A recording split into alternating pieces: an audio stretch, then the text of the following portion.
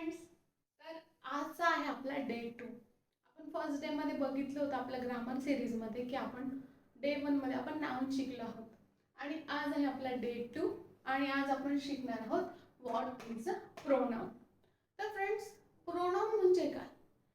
तर आपण प्रोनाउनची एक छोटीशी डेफिनेशन बघूया जी आपल्याला इझी करेल की प्रोनाउन काय आहे. तर pronoun is a word that is use in place of noun. आता आपण बघितलं की नाउन म्हणजे काय. नाउन म्हणजे एखादा प्लेस, एखाद्या व्यक्तीचं नाव, एखादी वस्तू, ही ज्याही गोष्टी येत होत्या त्याला आपण नाउन म्हणत होतो. तर नाउनच्या जागी वापरलं जाणारं म्हणजे प्रोनाउन. तर आता आपण एक एक्झाम्पल बघूया आधी की Nikita is teacher. Nikita teaches English. Nikita is kind. Every time आपल्याला निकिता ऐकायला येते अँड ऐकायला येते असं थोडं बोरिंग वाटतंय की प्रत्येक वेळेस निकिता निकिता निकिता.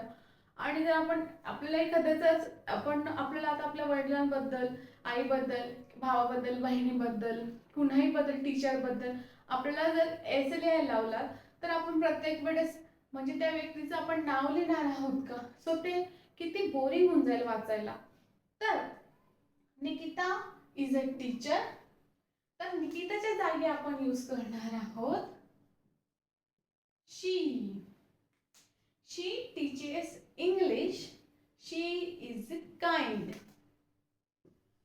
सो आता तुम्ही म्हणाल हे शी काय? आता एक आपण परत एक एक्झाम्पल घेऊया.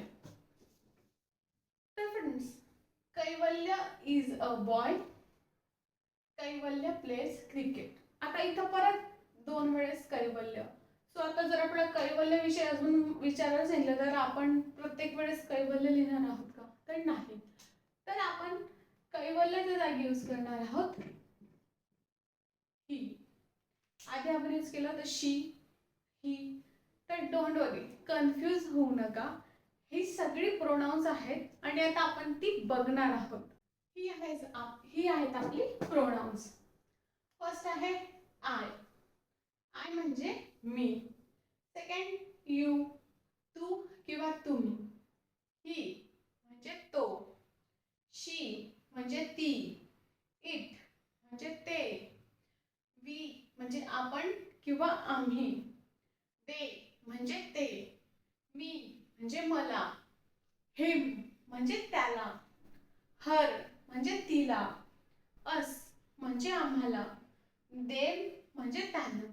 तर फ्रेंड्स, ही सगळी प्रोनाउन्स आहेत आणि ही नाउन म्हणजे नामाच्या जागी ही यूज केली जातात. तर आपण आता एक एक करून याची एक्झाम्पल्स बघणार आहोत म्हणजे तुम्हाला अजून जास्त क्लिअर होईल. सो फ्रेंड्स, ही आहेत काही एक्झाम्पल्स जे आता आपण बघणार आहोत.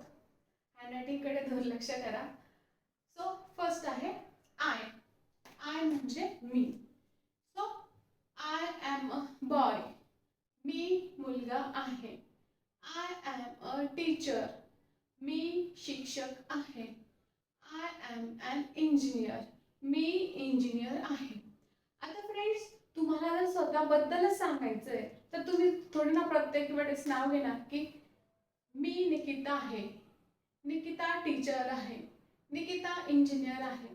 सो तुम्हाला स्वतःला एक्सप्लेन करण्यासाठी किंवा स्वतःला काहीतरी म्हणजे तुम्ही दुसऱ्याला समजवतात आहे स्वतःबद्दल तर प्रत्येक वेळेस तुम्ही स्वतःचं नाव नाही घेणार ना.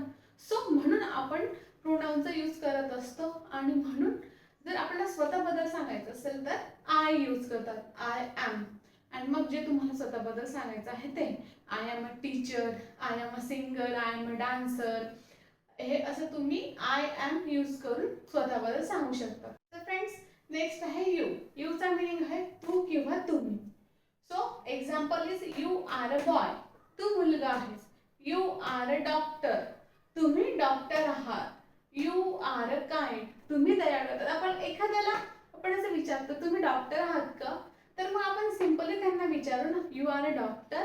सो त्याप्रमाणे असं आपण त्यांचं नाव घेऊन नाही बोलू शकत ना. जर आपल्याला विचारायचं आहे तर आपण असं नाव घेऊन नाही बोलणार Nikita Nikita is a doctor असं नाही विचारू शकत ना आपण त्यांना. आपल्याला जर त्यांना विचारायचं आहे तर आपल्याला यूचाच वापर तिथं करावा लागणार आहे. You are a doctor. तुम्ही डॉक्टर आहात असंच आपण त्यांना विचारणार आहात, की नाव घेऊन आपण त्यांना विचारणार आहात नाही. सेम यू आर काइंड, तुम्ही दयाळू आहात, आपल्याला समोरच्याला सांगायचंय तू दयाळू आहेस, तुम्ही दयाळू आहात. तुम्ही नाव घेऊन थोडी बोलणार आहात निकिता दयाळू आहेस असं नाही, त्याला समजणार नाही किंवा बोलायला ते मॅच नाही होते. आपण सहज म्हणू शकतो तुम्ही दयाळू आहात, कारण तो व्यक्ती आपल्या समोर उभा आहे, तो आपल्याला नाव घ्यायची गरज नाहीये, त्याच्यामुळे आपण यूज करतो यू. यू पण हा एक प्रोनाउन आहे. सो नेक्स्ट आहे वी. वीचा मीनिंग आहे आम्ही. सो वी आर बॉईज, आम्ही मुलं आहोत. वी आर स्टुडंट्स, आम्ही विद्यार्थी आहोत. वी आर इंजिनियर्स, आम्ही इंजिनियर्स आहोत. आता तुम्ही एखादे 2-3 मित्र तुम्ही एखाद्या ठिकाणी सोबत गेले आणि एखादा अनोळखी व्यक्ती किंवा तुम्ही ट्रिपला गेले तर तिथे तुम्हाला विचारतात की तुम्ही कोण आहात वगैरे, तर तुम्ही कसं सांगतात की आम्ही सर्व विद्यार्थी आहोत, आम्ही सगळे एक सोबत आलेलो आहोत.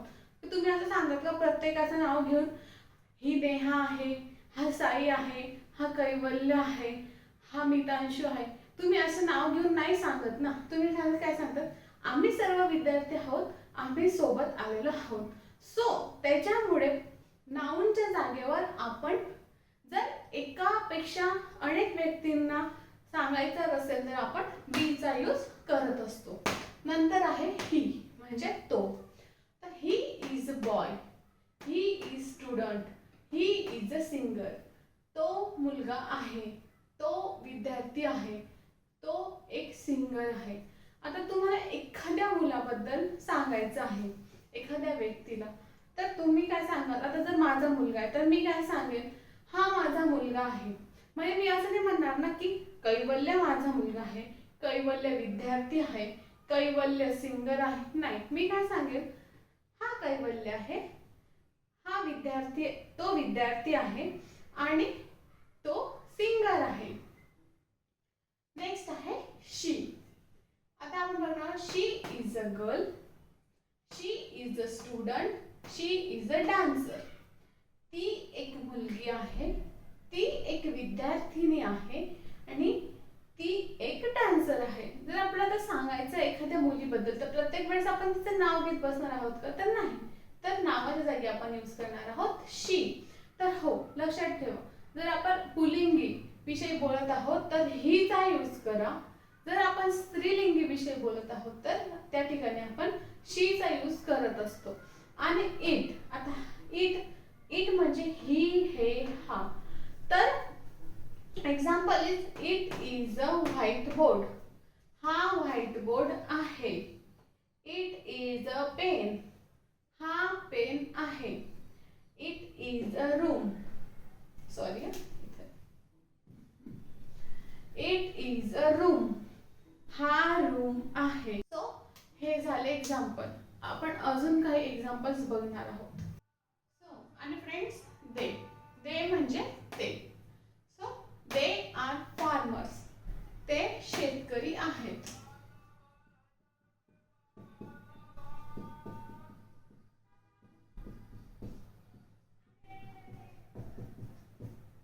दे आर ड्रायव्हर्स, ते चालक आहेत.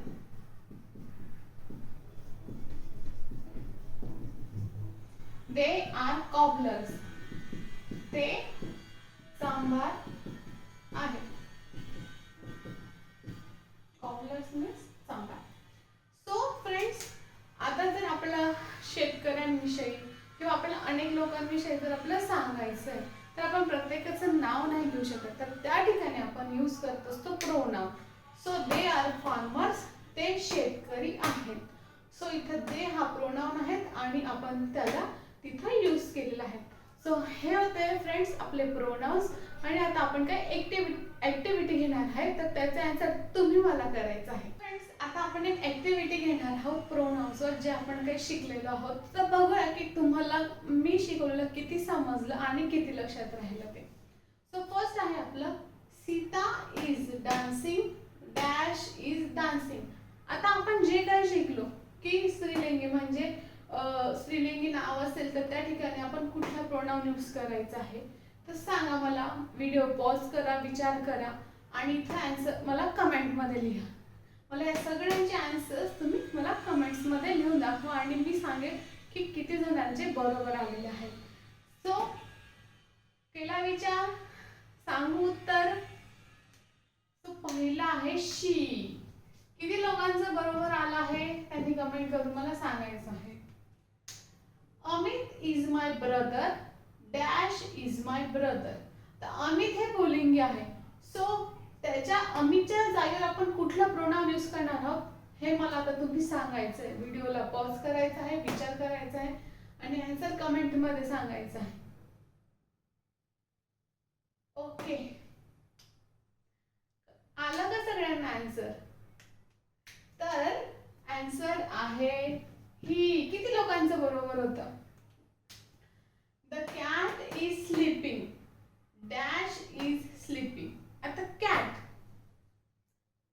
हा एक प्राणी आहे, त्यासाठी आपण काय यूज करू? विचार करा.